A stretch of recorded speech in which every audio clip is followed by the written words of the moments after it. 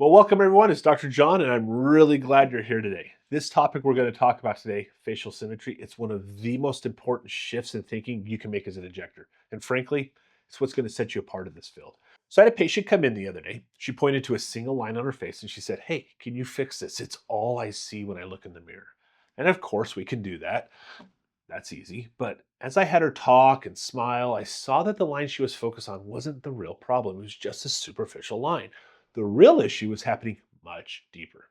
It's like looking at an old house. You can walk through and see a crack on the wall, and you can maybe hire a handyman who will just come over and spackle it or maybe put some paint on it. And sure, it will look better for a little while. But then you have to ask yourself, being the true master craftsman, why? Why is the wall cracking in the first place? What does a craftsman do? He goes into the basement, looks at the foundation, looks at the support beams, and fixes the root cause. Today, you're going to learn how to become a master craftsman for the face. We're going to learn how to inspect the entire house from the foundation up. And here's why this matters so much for you, especially as you're starting out. Anyone can learn to chase a line with a needle. Anyone can spackle a crack, but that's not what creates those wow results. This isn't just about making people look a few years younger. It's about making them look and feel their best, more rested, more balanced, and more confident. When you can do that, you stop being an injector and you become a true artist. That's the difference between a good injector and a great one. And your patients will see it, they're going to feel it, and they're going to keep coming back for you to do more with them. So here's my promise to you for the next 30 minutes or so. By the end of this crash course, you're going to be able to look at a face with a new set of eyes. You're going to see the why behind it, asymmetry, not just the what. And more importantly, you're going to walk away with a game plan or a blueprint to start addressing it effectively and with confidence. All right, so let's get started. Let's head down to the foundation. All right, so what are we looking at? When we talk about facial aging and symmetry, it's not just about the skin. The skin is the last thing to show up to the party. The real story, the why behind what you see on the surface, it happens in layers. So let's stick with the house analogy. It's an easy way to remember this. You've got the foundation and the frame. That's the skull. Then you have the insulation and all the padding. Those are the fat pads. You next have the structural supports and wiring, ligaments, muscles. And then finally, you have the drywall and the paint. That's the skin. So you can't just put a coat of paint on a wall to fix a crack in the foundation. It doesn't work. You have to address the root cause. So let's start with the foundation, the bone. You might not think about it, but our skull is constantly remodeling itself. As we age, we lose bone. It's a process called resorption. The eye sockets, the orbits, they actually get wider and taller. The bony opening from the nose, the piriform aperture, widens. The jawbones, the mandible shrinks and rotates forward. What does this mean? It means the very scaffolding that holds everything up, it's shrinking. The hooks that our soft tissue hang on are literally getting smaller. The foundation of the house, it's crumbling. And that's the starting point of everything else we see. Now let's talk about the next layer, insulation or our facial fat. We're not talking about one big sheet of fat. It's actually divided in these little nice tiny compartments, both deep and superficial. When we're young, we could think of these pads like a bunch of plump, juicy grapes hanging high on a vine. Everything's full, supported, and in its place. All of that fat uniformly covers the face, and if you were to pull the skin back, you're going to see a smooth sheet of fat everywhere. But as we age, two things are going to happen: deflation, fat pads getting smaller, and descent, gravity taking over. The grapes lose their volume, and the vine they're hanging on, our ligaments and bones, starts to weaken. So the fat pads start to slide down and forward. The fat in the cheek descends, which creates the tear troughs and deepens the nasolabial folds. The fat pads around the chin and jawline fall, and this is how we get jowls. It's a literal cascade. And this brings us to the muscles, the tug of war of the face. We have muscles that pull things up, we call those elevators, and we have muscles that pull things down, we call those the depressors. Think about the corners of your mouth for an example. You have muscles trying to lift it into a smile, and you have muscles actively pulling it down into a frown. For many people as they age, the depressors start winning that tug of war. This contributes to that downturned, sad, grumpy look that we often see in older individuals. This is a dynamic process that you really see when people start to talk and express themselves. So, do you see the pattern here? It's a top down cascade. The bone changes, which means the fat pads have less support. So they shift and deflate. This puts more strain on the muscles and ligaments. And only then, after all that has happened, does the skin to start to sag and wrinkle. It's the final symptom of a much deeper process.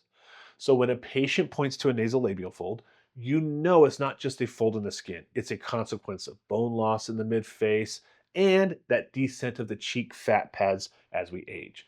It's our job to see that, to understand that, so we can treat the cause, not just the symptom. Now that we know why these changes are happening, let's get back to the fun part, how we can actually see and measure it. So we're going to talk next about becoming a facial detective. So we now understand the why. We know the house is aging from the foundation up. But how do we actually assess the property? This is where the magic happens. It happens before you ever pick up a syringe. This is where you become a detective. And trust me, the consultation is the most important procedure you're ever going to perform in your practice. It's where you build trust, manage expectations, and create the blueprint for your masterpiece. But before we even get into the measuring tapes and the calipers, let's talk about the psychology for a second. Why are we as humans obsessed with symmetry, especially in the face? Subconsciously, our brains are wired to see symmetry as a sign of health, vitality, beauty, and genetic fitness. It's a primal thing. But here's the critical part. Nobody's perfectly symmetrical, not a single person out there. If you put a photo of the most beautiful person in the world into a program and perfectly mirror one side of the other of the face, they look bizarre. They look alien. Our goal is not perfect robotic symmetry. Our goal is balance and harmony. We want to soften the distracting asymmetries so the person's natural beauty can shine through. Your first and most important tool as a detective, it's your own eye. But you have to train that eye in what to look for. And you need to create a consistent environment for your investigation. This means standardized photography. Same lighting, same patient position, same angles every single time. Have them sit upright, looking straight ahead. Use what we call the Frankfurt horizontal plane as an imaginary line from the top of the ear canal to the bottom of the eye socket. That line should be parallel to the floor. Take photos of the face at rest from both the front, 45 degrees, and 90-degree angle. This is your non-negotiable starting point. This is your evidence. Now, once you have your evidence, how do you analyze it? For centuries, artists and scientists like Leonardo da Vinci, they have been trying to codify beauty. And they came up with some really interesting and useful guidelines that we can use as a starting point. Think of these not as rigid rules, but as a builder's level and measuring tape. They help you see where things might be off balance, for instance. First is the rule of horizontal thirds. Imagine drawing 4 horizontal lines across the face. Line number 1 at the hairline. Line number 2 at the brow line. Number 3 at the tip of the nose or right below the tip of the nose. And number 4 at the chin. The top third between the hairline and the brow runs from the hairline to the eyebrows. The middle third runs from the brows to the tip of the nose. And the lower third runs from the base of the nose down to the tip of the chin. We also call that the menton. In a classically proportioned face, these 3 sections are roughly equal. 1/3, 1/3, 1/3. But what do we see with aging? Bone loss in the jaw causes the chin to rotate up and forward, shortening that lower third. The midface, that middle third, can start to look sunken as a result. This simple blueprint immediately tells you where the architectural problem is. If the lower third looks short, you know you need to think about structural support in the chin and jawline. Other things that happen when we age is the brows start to sag and the hairline might recede. This can make the forehead look bigger, which leads to an unbalanced face. The next rule we have is the rule of vertical fifths. Now imagine drawing 6 vertical lines across the face. This divides the face into 5 vertical columns, and each of those columns should be about the width of one of the patient's eyes. So where do we draw those 5 lines? We draw a line at the lateral aspect of the zygomatic arch. Then we draw a line over the lateral canthus of the eye. Then we draw a line down on the medial canthus of the eye. And again on the other side of the face, medial canthus, lateral projection of the zygomatic arch. And if you do that on a face, you'll notice that each of those sections should roughly be 1/5 of the face. The width of the nose should be about one eye width as well. And obviously, this is culturally dependent on your patient. Some demographics might have larger noses, and that's okay. But for a rule of thumb, the width of the nose should be about the width of the eye. And lastly, that lateral protrusion of the cheekbone should be roughly one eye width as well. So this drawing of the vertical lines is incredibly helpful for assessing the balance between these features. Is the nose wide? Are the eyes too close together or too far apart? Are the temples hollow, making the outer fist look caved in? Again, this isn't a cookie cutter. We're not trying to make everyone look like a Da Vinci drawing, right? We are using these lines to train our eyes to help you see the specific areas that might benefit from a little bit more support or volume. Okay, so now you've analyzed the face at rest. You've looked at the thirds and the fifths. Now for the final, most crucial piece of the investigation, separating static and dynamic symmetry. And this is huge. Static symmetry is what you see when the face is completely still. It's a volume or structural issue. One cheek is flatter than the other, or one side of the jaw is weaker than the other. Maybe the chin is underdeveloped. These are almost always treated with fillers by rebuilding that foundational support, just like in a house, right? But then you have dynamic asymmetry. This only shows up when the face is in motion. This is a muscle issue typically, a tug of war problem where one muscle is pulling more than its counterpart on the other side. And how do you see this? You have the patient smile and animate. Maybe one corner of the mouth pulls down farther than the other. You might have them raise their eyebrows and one brow shoots up way higher than the other. This is why you must have your patient animate. Make them talk, laugh, smile, get angry, act surprised. I even have my patients take videos during my consultations, and then in a couple weeks after the treatment, I'll have them do those same videos at home. So that way they have in their hands the before and after. Because oftentimes we forget where we started to where we've become. And if you have that initial starting point, it's very objective, the difference that you've made for your patient. So a little hack. But anyways, the face in motion tells a completely different and often more important story than just the face at rest. You can't diagnose a dynamic problem if you don't see the face move. Dynamic issues are for where things like neurotoxins or muscle relaxers, they become more of an important part of the treatment plan. So you see, we start broad, looking at the overall harmony. We use the thirds and fifths to guide our eye and identify areas of volume loss. And then we watch the face in motion to see how the muscles are behaving. Once you have all that information, and only then can you start thinking about your tools and your treatment plan. And that's exactly where we're headed next. Now that we're expert detectives, let's talk about the tools of the trade. Okay, you've done the detective work. You've analyzed the photos, you've assessed the thirds and the fifths, and you separated the static from the dynamic. You now have your blueprint. Now it's time to open the toolbox. In our world, our two primary tools are dermal fillers and neurotoxins. And we can use these tools to improve structure in the way the face moves. It can be that simple. But knowing how and when to use them is what separates the artist from the technician. Let's start with fillers. I want you to stop thinking of filler as something that just fills a line. That's the old way of thinking. That's the spackle on the wall. Okay. I want you to think of fillers as structure and support. They are the concrete, the support beams, and the spackle for the house. They don't just fill, they lift, they support, they reshape, and they restore the underlying architecture. Now, not all fillers are created equal. They have different properties, what we call rheology. The most important one for you to understand right now is something called G prime. And if you've taken any kind of training course, you know about G prime. Think of it as a measure of stiffness or lifting capacity. A high G prime filler is like thick cement.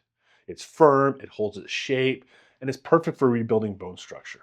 A low G prime filler is more like spackle or caulk. It's softer, more flexible, and better for fine-tuning surface details or areas with lots of movements. You wouldn't build a foundation with spackle, and you wouldn't patch a tiny crack in the drywall with a concrete block. It's about using the right material for the right job. So how do we use these to treat static asymmetry, that we see in our patients? We go back to the cascade of aging we talked about in module 1. We always, always, always treat from the top down and from the deep to the superficial. You must restore the foundation before you worry about the paint. For 90% of your patients, that means starting with the midface, the cheeks. This is the central pillar of the house. When we lose that bony support and that deep fat pads that deflate, everything below starts to collapse. By placing a high G prime structural filler deep right on the bone of the cheek and the zygomatic arch, we're not going to try to create big puffy cheeks. We're rebuilding the support beam. What happens when you do that? The under eye area, the tear trough, it's immediately better to support it. The nasolabial folds soften, not because you filled it, but because you lifted the structure above it. You have to earn the right to treat the lower face properly, supporting the mid face first. Another foundational area that gets ignored all the time, the temples. When people lose volumes in their temples, it skeletonizes the upper face and makes the whole structure look unbalanced, kind of like a peanut. Placing a supportive filler in the temples rebalances the upper third of the face and provides a beautiful lateral lift to the brows. It's a game changer. Now, once you've shored up the upper and mid face, then you address the lower third. By using a high G prime filler to add projection to the chin or to define the angle of the jaw, you're literally restoring those useful proportions that we talked about in module 2. This is what helps anchor the lower face, improve jowls, and create a more harmonious profile. It's structural work. Only after you've rebuilt the foundation do you switch to your low G prime flexible fillers. That's when you can very carefully and superficially address a lingering smile line or maybe a marionette line. But you will be amazed at how little of that you need to do when you've properly supported the face from above. Okay, that's our structural repair kit. Now let's shift gears and talk about the electrical system, the muscles. This is where we use neurotoxins to address dynamic asymmetry. Think of as neurotoxin as a dimmer switch on a circuit breaker. It doesn't paralyze the muscle, it just quiets down the signal, relaxing the muscle so it doesn't pull so hard. So let's go back to our patient whose left eyebrow shot up higher than her right. That's a hyperactive frontalis muscle on that side. And that tug of war is off balance. By placing a few tiny units of neurotoxin very precisely into that left side of that muscle, we can dim the signal.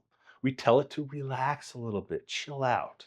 The result? The brows become more symmetrical, both at rest and when the patient tries to look surprised.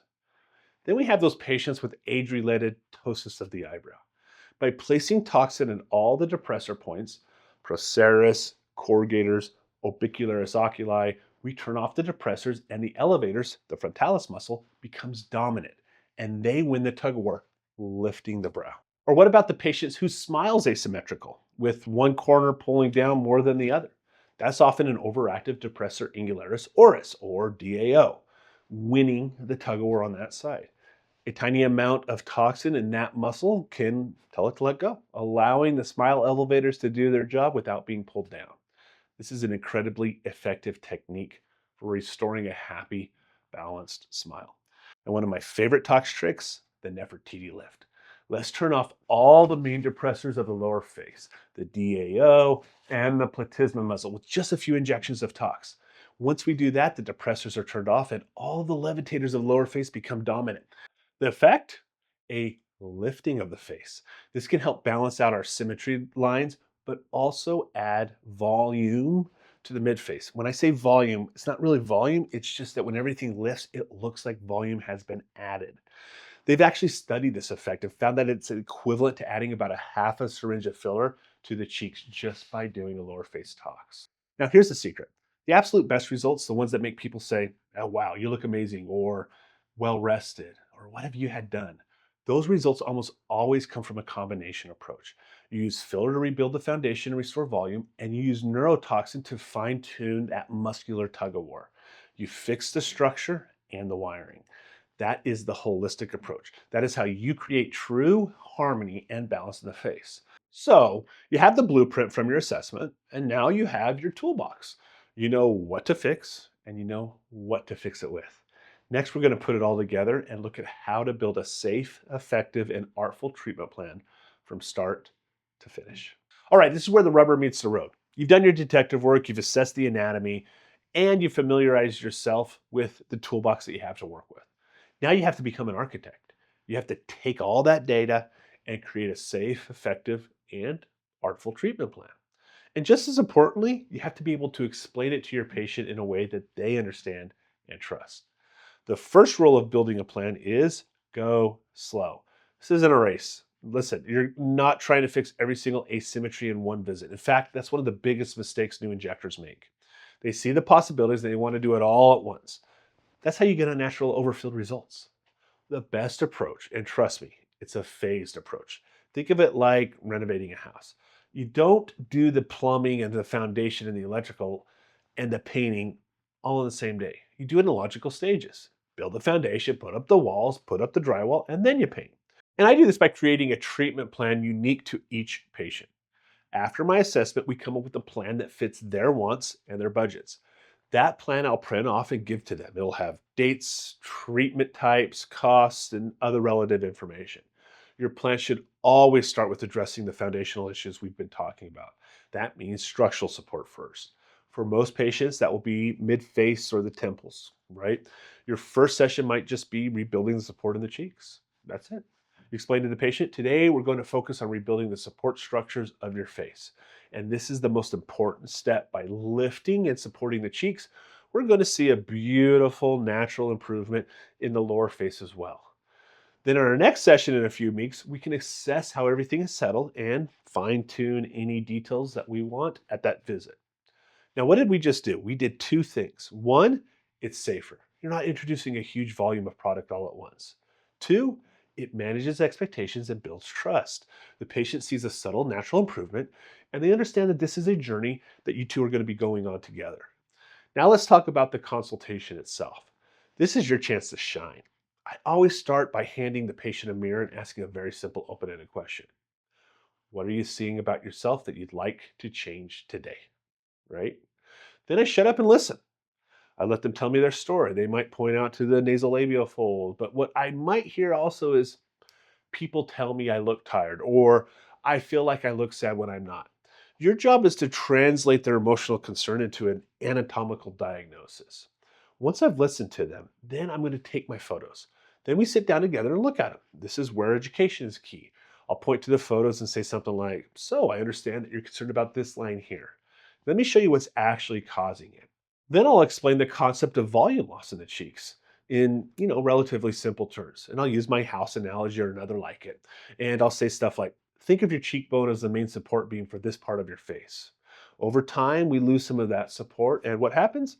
Everything below it starts to crack and sag a little, creating this shadow here. So instead of just trying to patch the shadow, I think a plan should be to rebuild the support beam. It's a more natural and long lasting solution. And I think you'll really like the end results. And here's a critical piece of advice that I could give you: under promise, over deliver. Never promise perfection. Remind them the goal is balance and harmony, not perfect mathematical symmetry. I always say we're treating sisters, not twins. What does that mean? Sisters don't perfectly look like each other. I mean the sister one half of the face over the other. Where twins look identical. A perfectly symmetrical face doesn't look natural. So we're treating sisters, not twins. It's a great line and it helps them understand their goal.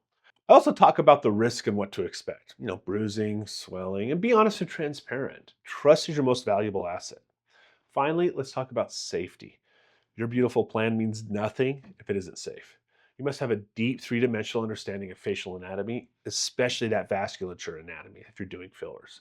You need to know where the major arteries are and the veins, and you need to have techniques to avoid them, like using a cannula instead of a needle.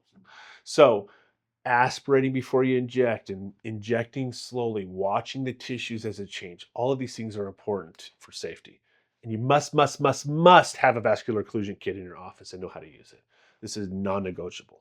Hope is not a strategy, preparation is.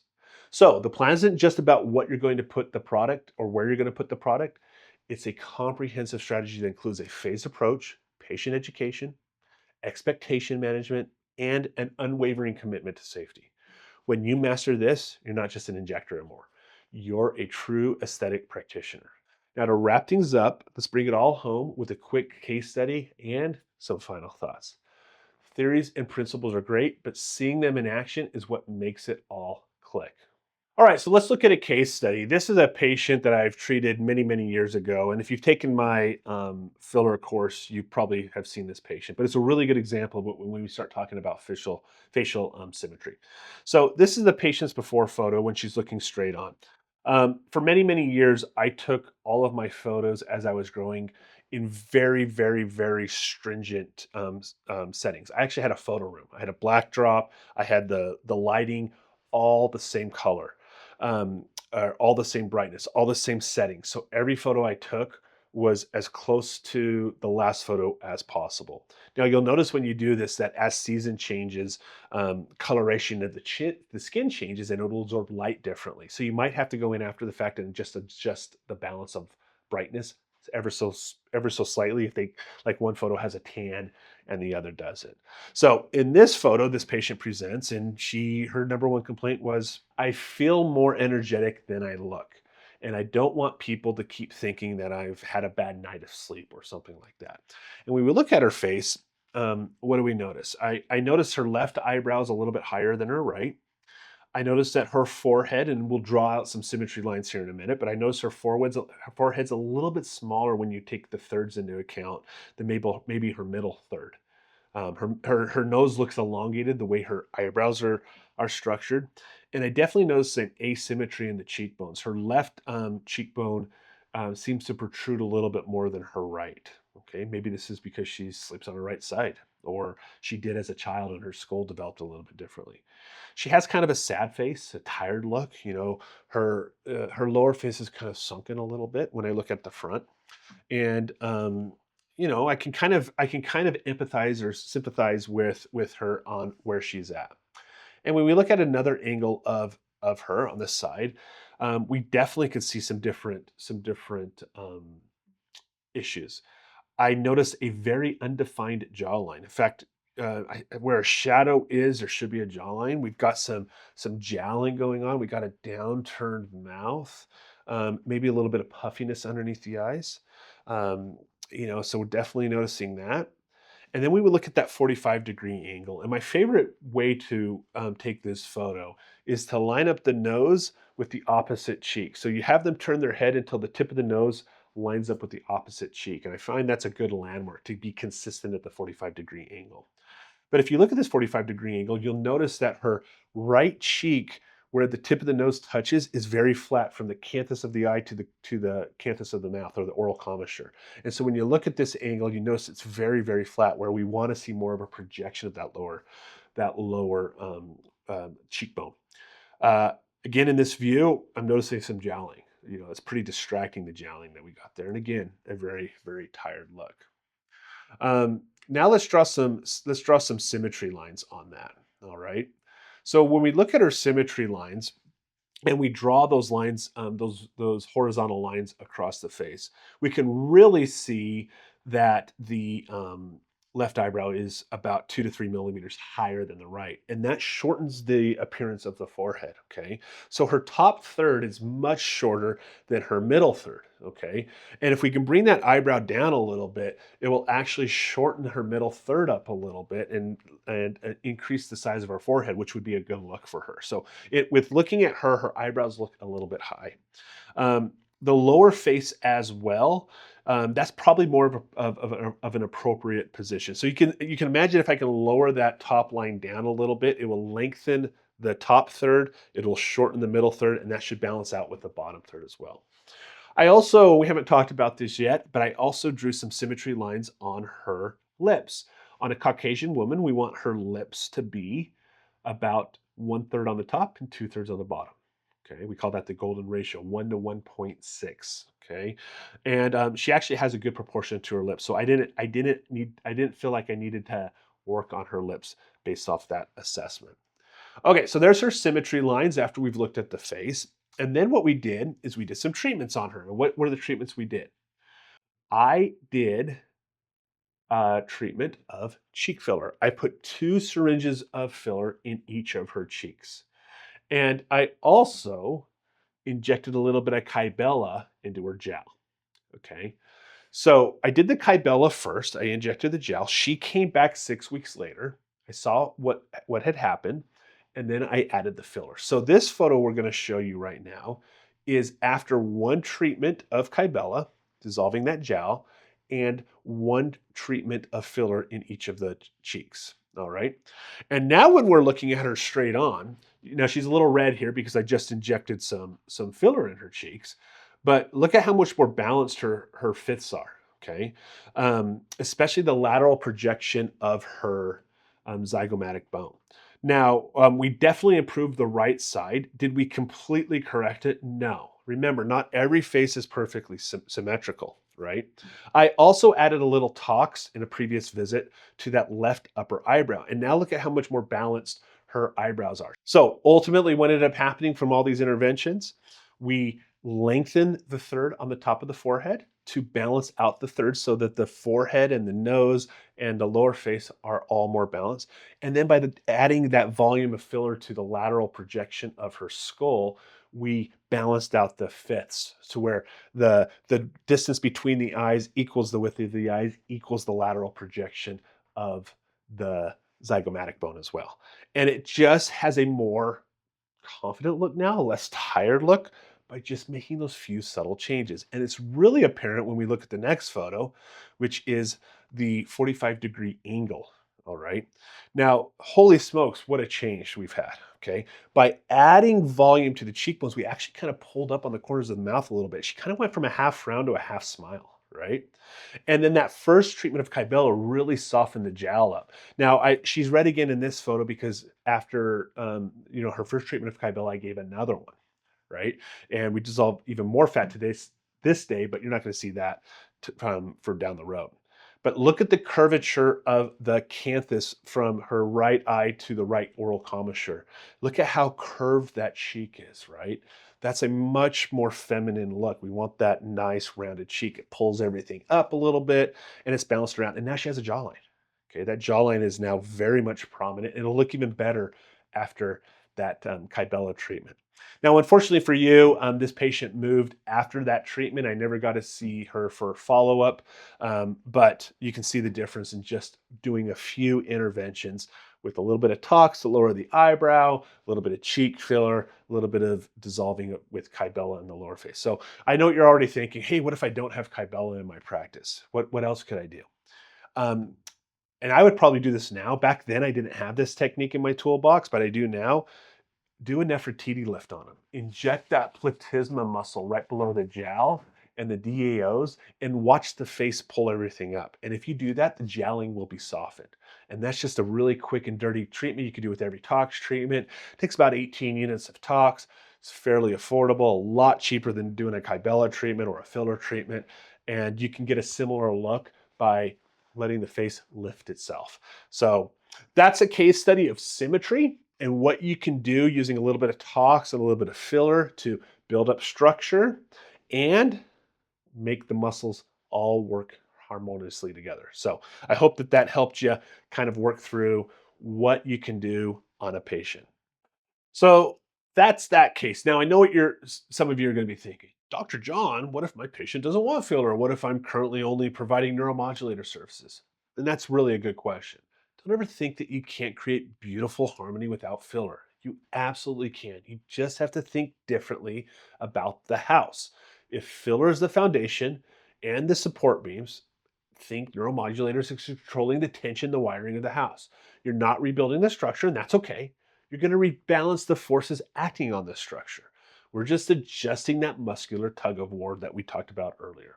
For instance, you can create a beautiful, subtle brow lift, what we call a chemical brow lift, by strategically relaxing the depressor muscles above the brow, the ones that pull everything down. That lets the elevator muscles of frontalis win the tug of war, giving that natural, refreshed arch to the brow.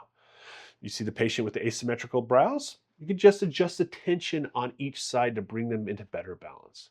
What about a downturned mouth that make somebody look sad? By placing a tiny amount of neurotoxin in the DAO muscles, the ones that pull the corners of the mouth down, you release that downward tension and the oral commissures pop up.